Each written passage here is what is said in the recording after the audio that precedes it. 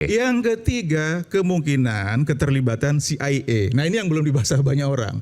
Nah, itu mungkin silahkan di video tadi Mbak Anggi, tolong di ini di boleh? Ya, yang link video tadi. Indonesia yang kemarin terakhir itu mempunyai ciri warna pink dan hijau. Tetapi sebetulnya warna pink dan hijau itu sebetulnya agak terlambat datangnya Mas Aiman kalau saya perhatikan. Tapi itu betul.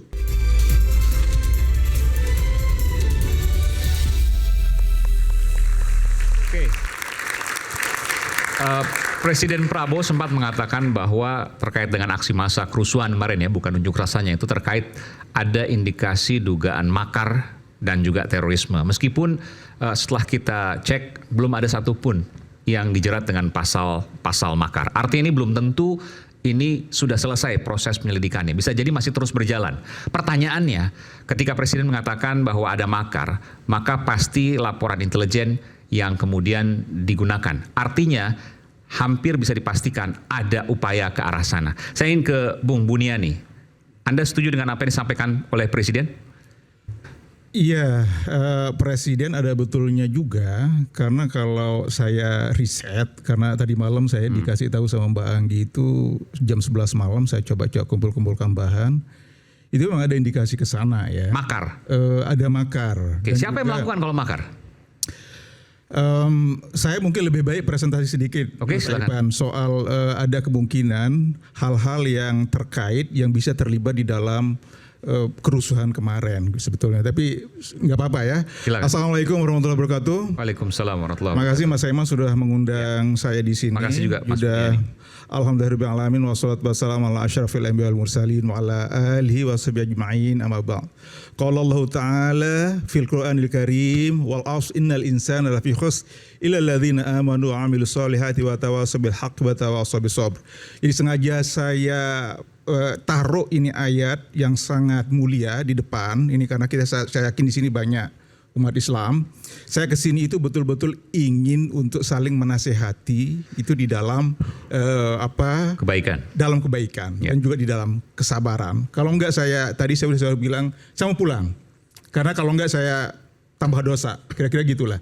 Nah, jadi Mas Aiman, saya izin sedikit presentasi hasil temuan saya untuk beberapa karena waktu untuk risetnya sebentar sekali. Itu jadi ada beberapa hal yang perlu didalami, tapi paling nggak ada 3 sebetulnya dari hasil temuan saya setelah saya riset bahwa apa yang menyebabkan terjadinya kerusuhan kemarin setelah demo.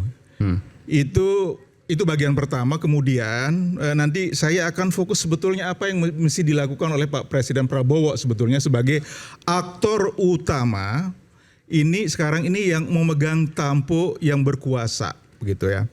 Yang pertama, penyebab dari kerusuhan kalau kita lihat itu adalah soal bahwa meluasnya ketidakadilan dan ketidakpuasan masyarakat yang kemudian dipicu oleh kenaikan gaji DPR itu sementara rakyat menderita di mana-mana, lalu kemudian juga harga-harga naik, ekonomi yang memburuk, itu yang menyebabkan terjadinya kerusuhan. Tetapi itu hanya pemicu saja. Jadi ini sebetulnya ketidakadilan itu, sense of injustice, itu sudah menemukan masa inkubasi selama 10 tahun Jokowi berkuasa, ditambah hampir setahun sekarang ini Pak Prabowo yang belum diatasi. Jadi kalau kita melihat misalnya, baik itu dari Revolution de la France, itu revolusi Prancis 1789, pemicunya adalah injustice. Itu juga Bolshevik Revolutions juga pemicunya adalah injustice. Dan sekarang Nepal yang hampir mirip ya, karena fleksi-fleksi pejabat, ketidakadilan, pengangguran. Saya bisa tambahkan bahwa kita itu sekarang mempunyai ekspor non-migas, bentuknya adalah contoh baik untuk revolusi. Jadi diekspor sekarang ke Nepal. Jadi itu ekspor non-migas kita ya. Saya sambil bercanda tadi.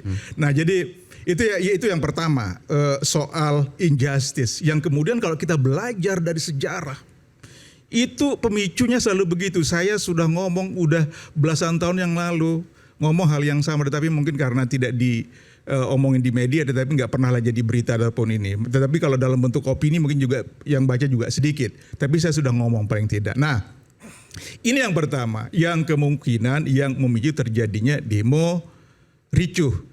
Jadi kalau kita lihat sebetulnya kalau sekedar kemarin kawan-kawan kita di DPR itu ada yang flexing, kemudian ada yang joget-joget dan sebagainya, itu hanya pemicu saja. Itu pemantik saja. Lalu kemudian meledak menjadi kerusuhan. Itu yang pertama, Mas Eman. Jadi ya kemungkinan ya kalau kita bisa melihat apa yang memicu terjadinya kerusuhan. Yang kedua, itu adalah apa yang tadi sudah disebutkan oleh juga sendiri tadi oleh Bang Andi, itu soal geng Solo. Nah itu Bang Andi, saya mau sedikit koreksi, kata geng itu sebetulnya kalau secara leksikal, tadi saya sudah buka kamus itu Merriam-Webster, karena itu berasal dari bahasa Inggris, saya langsung ke bahasa aslinya. Kalau kata geng itu satu memang betul itu konotasinya negatif. Tetapi yang kedua itu netral. Netral dia geng itu artinya bahwa kelompok seseorang yang mempunyai the same social relations. Yaitu orang yang mempunyai relasi sosial yang sama. Jadi kalau saya misalnya ya, kalau anak-anak sekarang biasanya kalau di bahasa prokem gitu ya, bahasa gaul itu geng itu hello gang gitu loh Mas Eman. Ya, jadi geng itu artinya kelompok, bukan yang negatif maksudnya. Bukan negatif. Oke, jadi ada dua Mas Andi. Jadi ada bisa negatif, ada yang bisa. Tapi apa kaitan tadi kelompok Solo, geng Solo dengan aksi massa kemarin? Jadi ya ini Mas Iman, yang itu sebetulnya ada beberapa indikasi ke arah sana ya. Misalnya itu kalau kita membaca atau mendengarkan satu buktinya yaitu Pak Sri Rajasa, Chandra Rajasa ya. Itu dengan jelas dia mengatakan bahwa ini operatornya adalah geng Solo yang dibiayai oleh Riza Khalid. Gitu beliau itu mengatakan begitu. Nah, meskipun kita misalnya saya kepingin mendengar sebetulnya apakah beliau itu mempunyai betul-betul data keras apa enggak gitu. Tetapi kita sudah mendengar, tapi saya yakin beliau itu adalah karena beliau adalah orang intelijen tentu enggak ngomong sembarangan juga. Itu satu. Yang kedua, saya membaca laporan Republika itu dia mewawancarai seorang sumber namanya Ahu, itu bukan nama sebenarnya, itu namanya disamarkan. Ahu itu mengatakan bahwa dia itu disewa, diberikan uang, dijemput di Jawa Barat, di kampungnya di Jawa Piru, dibawa ke sini. Lalu sebelum datang ke Jakarta, kemudian dia itu diminta untuk membuat bom Molotov. Itu laporan Mas Aiman. Jadi itu clear bahwa dan orang ini Ahu ini dulu pernah 2 kali melakukan demo. Satu mendukung Gibran, yang kedua mendukung Pak Jokowi. Nah, dengan kata lain bahwa yang merekrut Ahu adalah orangnya Jokowi, orangnya Gibran. Oke, jadi gimana? Ini Ahu Itu adalah perusuh. Ahu adalah perusuh, salah satu perusuh. Betul, tetapi dia ini belum ditangkap berarti Ahu ya? Belum ditangkap ya? Betul, dia orang yang ketinggalan. Oke. Dia orang yang ketinggalan. Dia dari Jawa Timur. Jawa Barat. Jawa Barat, oke. Dia kemudian datang ke gedung DPR, depan gedung DPR. Dia ketinggalan. Dia ketinggalan. Dia nggak bisa datang. Teman-temannya sudah ke tempatnya Pak Sahroni. Oke, waktu penjarahan. Betul, waktu penjarahan dia ketinggalan yang nggak bisa datang ke sana. Dia bawa bom Molotov juga. Dia kata laporan yang ditulis oleh Republika itu sebelum datang ke Jakarta diminta untuk membuat bom Molotov. Dan dia buat itu. Betul. Oke. Gitu. Dari Jawa Barat kemudian ikut menjarah di rumahnya Sahroni. Tetapi ketinggalan. Ketinggalan. Betul. Okay. Dan dia mengenal semua orang-orang yang sedang menjarah itu ketika ditunjukkan video. Itu teman saya. Tadinya dia itu membawa jaket saya. Kata si Ahu. Dan sebelumnya dia diminta untuk mendukung Pak Jokowi dan Gibran. Jokowi dan mendukung Gibran 2 kali. Jadi memang ini adalah operator lapangan demo. Laporan jurnalistik bisa dipertanggungjawabkan, real bisa menjadi kalau kami peneliti itu adalah data. Itu satu. Dua. Saya lanjutkan ya. Oke, itu yang pertama. Yang pertama adalah soal ketidakadilan. Yang kedua adalah soal tadi geng Solo. Yang ketiga kemungkinan keterlibatan CIA. Nah ini yang belum dibahas banyak orang. Nah Itu mungkin silahkan di video tadi Mbak Anggi, tolong di ini di. Oke, boleh? Ya, yang link video tadi. Nanti sambil diputarkan. Apa yang mau disampaikan? Sudah dikirim tadi? Sebentar, ini saya Oh, masih diproses, oke. Nah, Nanti sambil cerita aja, nggak apa? betul. Mas Kurniadi. Nah, ini kemudian saya mendapatkan beberapa hal di dalam video itu ya soal keterlibatan CIA, itu ada 10 tanda kata video itu. Ada 10 tanda keterlibatan CIA di dalam demo rusuh kemarin. Saya akan baca satu persatu. Ya, oke. Nomor 1, ini karena risetnya buru-buru jadi nanti kita sama-sama ya pelajari. Silakan. Yang nomor 1, revolusi yang didukung AS selalu punya ciri warna. Hong Kong itu cirinya ada warna hitam dan warna kuning. Di Ukraina ini yang dikenal sebagai Orange Revolution, Velvet Revolution itu mempunyai warna oranye. Sedangkan di Indonesia yang kemarin terakhir itu mempunyai ciri warna pink dan hijau. Tetapi sebetulnya warna pink dan hijau itu sebetulnya agak terlambat datangnya Mas Aiman kalau saya perhatikan. Tapi itu betul. Tapi meskipun terlambat datangnya. Yang kedua, selalu menggunakan anak muda dan perempuan di jajaran depan di dalam demo. Itu Gen Z, Generation A, Alpha dan seterusnya. Itu mereka gunakan itu sebagai alat.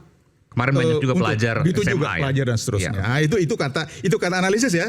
Ini saya hanya membacakan saja. Nanti kita sama-sama analisis. Yang ketiga, selalu menggunakan referensi pop culture, budaya pop sebagai media komunikasi untuk membuat masalah connect dengan persoalan yang sedang diproses. Di Hong Kong itu menggunakan gambar kata sebagai maskot, sebagai tanda, sebagai di sini apa? One di Piece. sini itu adalah One Piece. Oke. Itu yang diambil dari itu logo pergerakan gitu ya. Logo pergerakan. Oke. Ya. Mudahan kawan-kawan bisa nangkep. Ya. Yang nomor berapa tadi? Nah sekarang nomor 5. Maaf. Nomor 3 tadi nomor 3 ya. 4. Sekarang nomor 4. Punya daftar tuntutan. Okay. Di Hong Kong juga sama. Itu jelas keterlibatan CIA. Di Indonesia muncul tuntutan 18 plus 7. 17 plus 8. 8 plus 17. 17 plus 8. Oke. 17 plus. Meskipun menurut saya itu wajar kan setiap demo pasti ada tuntutan. Iya. Oke. Saya ulangi 17 plus 8 ya. Maaf. Oke, ya itu kata analisis ini. Nah, kemudian yang kelima itu memprovokasi polisi untuk bertindak. Setelah nanti polisinya bertindak lalu dia disalah-salahin katanya. Ya. Nah, itu juga yang terjadi di sini. Oke. Nomor 6, menggunakan kode. Misalnya di sini itu ada kode ACAB ya, ACAB ya. All nggak usah saya ini karena kasar banget ya. Yeah. All cops are bastards gitu ya. Jadi semua maaf ya Pak Polisi ya. Ini saya hanya menjelaskan. Ya, ini kan teori. Ini analisis ya. Dan itu udah lama juga. Ya ini sudah meluas. Oke. Atau kode 1312 gitu ya. Ini 1312 itu adalah. Nah, ini terjadi juga di Hong Kong, muncul juga kode-kode seperti ini, kata analisis ini. Nah, kemudian lalu kemudian nomor 7 pasti mempunyai satu gambar ikonik itu untuk menunjukkan adanya heroisme. Nah, di Indonesia itu ada ibu-ibu berkerudung yang pink itu yang sedang berhadapan dengan polisi. Itu yang dijadikan jadi maskot gitu, maskot perlawanan. Oke. Nah, itu tetapi sayang di dalam video itu saya putar berulang-ulang. Itu untuk di Hong Kong itu dia nggak sebutkan apa ininya ya, saya coba-coba. Oke. Kemudian nomor 8 itu adanya operasi disinformasi.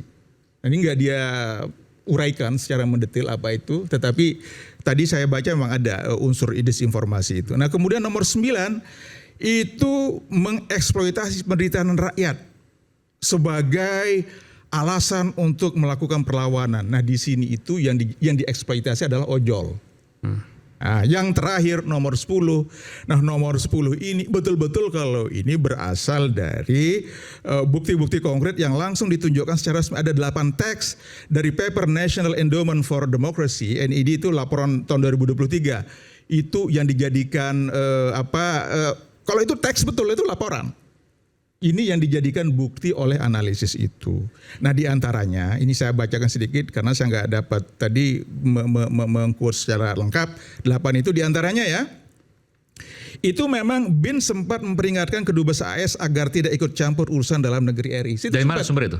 Itu dari ini laporannya NID, National Endowment for Democracy 2023. Oh, itu lembaga resmi? Saya belum pernah dengar. Itu Amerika yang punya. Pak Wawan ada pernah mendengar itu? NID? Ya. NID. Langsung Pak Wawan. Ya, terima kasih. Ya sebetulnya ini kan masalah secret juga ya. Diungkap begitu kan kadang menjadi. Nggak, NID Anda pernah dengar itu? NID. Ya. Tapi itu lembaga kredibel. Ya. Jadi kalau dia mengatakan ini 10 poin tadi artinya memang itu benar. Bukan Mas Eman. Saya sebentar Mas Eman. Ya. Saya ini aja saya klarifikasi. Yang 10 tadi bukan Dari NID yang NID. mengatakan. Cuma Yang 10 itu, tadi dari? Yang 10 itu berasal dari ini sebuah akun YouTube Friday Everyday berjudul Solid Evidence that a Color Revolution is running in Indonesia. Nggak bertanggung jawab sekali. Ya. Nggak, maksudnya kalau kita membangun opini apalagi yang disaksikan oleh ratusan juta rakyat, setidaknya kita menunjukkan ada rasa tanggung jawab gitu loh. Sumbernya dari mana? Ini sumbernya ini. Nah, Ini itu. saya menunjukkan bahwa saya sedang menunjukkan hasil penelitian saya. Kemudian mana yang kira-kira yang paling kuat. Saya pikir gini ya, seorang Ini yang mana yang nggak masuk akal? Yang tadi kan kegelisahan, iya. Yang kedua tadi geng Solo disebut. Yang ketiga CIA. Yang mana yang butir-butir itu dia bilang Yang dari tiga berarti nih? Pak Buniani katanya dari YouTube. Betul. Oke. Oke. Apa boleh seorang peneliti mengambil poin-poin dari sumber yang tidak dapat dipertanggungjawabkan? pakai ini Bang Muni. Boleh. Sudah pasti dari manapun sumbernya YouTube itu yang namanya History Channel. Nah, ini masalah. Benar, Oh, ini history masalah kita. Saya jawab dulu. Masalahnya, Pak. Biar jelas dulu ini Anda- apakah boleh. Anda di sini membawa biar saya jawab peneliti. dulu. Biar saya Anda jawab dulu. membawa Biar saya jawab dulu. Bentar. Biar saya jawab dulu. Anda atas nama Biar peneliti saya jawab dulu. mengambil Biar poin-poin saya dari jawab sumber dulu. yang tidak bisa dipercaya. Mas, saya bertanggungjawabkan saya ini peneliti. Anda dengarkan dulu, saya bertanggung jawab. Kalau saya salah, silakan tangkap saya. Betul. Bukan soal tangkap Ini, menangkap. Mas, Anda di sini atas nama peneliti. Dengar dulu, saya Seorang peneliti. peneliti harus Saya peneliti, saya bertanggung jawab. Saya punya gelar untuk itu dan saya Yes, mempertanggungjawabkan. saya mengerti Anda punya gelar, tapi Anda mengambil poin-poin dari sumber yang tidak kredibel. Bagaimana itu? Enggak. Sekarang kalau Anda tonton nanti sumber dari YouTube itu Anda bisa melihat apakah tadi Anda mendengarkan nggak dari 10 Ini poin History itu? Channel maksudnya? Bukan. Tadi Friday Everyday Channel. Nanti kemudian tolong sekarang ditayangkan saja sekarang biar sama Bang Anggi. Lagi diproses. Ya, Baru dikirim barusan soalnya. itu kemudian ada 10 hal. Yang terakhir kemudian soal ada 8 bukti dari yang sumbernya resmi dari NID National Endowment for Democracy. Dan laporan ketika tahun Anda ditanyain, 2023. Anda ragu untuk mempertanggungjawabkan itu masalahnya. Mas, ini kan saya belum selesai. Tapi nanti kemudian dikasih langsung ke Mas Wawan. Nah sekarang saya itu mau lanjut sebetulnya, boleh nggak lanjut Mas Aiman? Nah saya ingin beberapa menit saja untuk menunjukkan. Nah sekarang kan kita tadi sudah melihat ada kemungkinan 3 kan. Mas Wawan saya kira bisa menilai yang apa yang saya katakan. Yang pertama itu soal injustice. Itu adalah penyebab Ketidakadilan pertama. ketidakadilan. Kemudian yang kedua soal tadi Geng Mas Solo. Ali sudah bilang geng Solo penyebabnya. Oke. Dan tadi saya sebutkan. Yang ketiga, Yang ketiga soal keterlibatan CIA. isu hangat kadang bikin penat, Oke. apalagi kalau kita tidak bisa mencerna dengan cermat. Jangan lupa secangkir kopi yang hangat dan nikmat untuk menemani kebersamaan kita dalam program Rakyat Bersuara bersama saya Aiman Wicaksono. Kita akan sedang kembali dengan detail apa yang disampaikan oleh Bung Buniani. Sesaat lagi.